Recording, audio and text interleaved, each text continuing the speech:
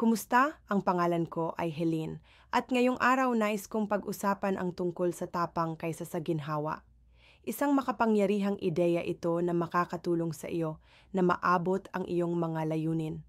Ang bawat mahusay na buhay ay nagsisimula sa gilid ng iyong comfort zone.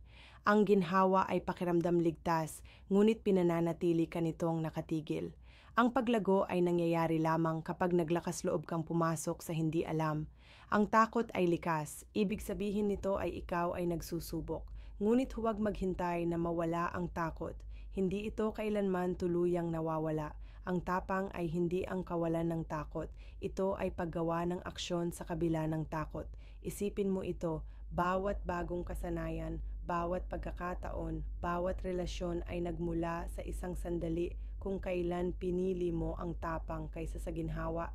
Maaring matakot ka sa panganib, ngunit dito nagsisimula ang buhay.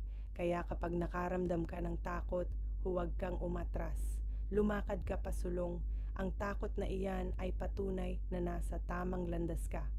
Kung nakatulong ito sa iyo, siguraduhing i-like ang video at mag-subscribe sa aking channel para sa mas maraming motivational na usapan.